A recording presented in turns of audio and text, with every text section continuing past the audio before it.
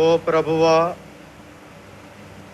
నీ దివ్య కుమారుడు క్రీస్తు నీ ప్రజలమైన మా కొరకు తన రక్తమును దారవోసి ప్రాణార్పణము చేసెను.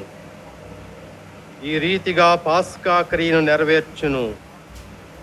ఈ పరమ రహస్యము మమ్ము పవిత్రపరచి సర్వదా రక్షించినట్లు నీ కరుణను మాకు ప్రసాదింపుము. మా ప్రభువైన క్రీస్తు ద్వారా ఈ మనవి చేయుచున్నాము.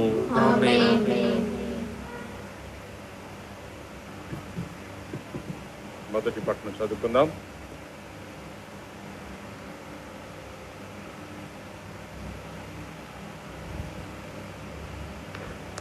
మొదటి పట్టణము యెషయా గ్రంథము నుండి తీసుకొనబడింది.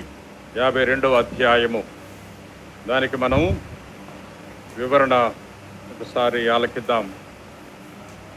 క్రీస్తు గురించి యెషయా ప్రవక్త ముందుగా పలికిన ప్రవచనమును ఈ మొదటి పట్టణములో వినుచున్నాం. గొర్రె సహసిద్ధముగా సాధు స్వభావి, దాన్ని వధించటానికి తీసుకొని పోతున్నా దానికి ఏమీ తెలియదు. కానీ సర్వజ్ఞాని అయిన క్రీస్తు అన్నీ తెలిసి కూడా ఏమీ తెలియని అజ్ఞానిలా తండ్రి చిత్తం నెరవేర్చడానికి వధించబడటానికి కూడా ఒప్పుకున్నాడు. ఇది ఆయన విధేయతలో ఉన్న విశిష్టత. ఇదే ఆయన విజయానికి కారణం. ఇదే రీతిగా దేవునికి విధేయులమై ఉన్నప్పుడే మనకు రక్షణ లభిస్తుంది. ప్రియ సహోదరి సహోదరులారా,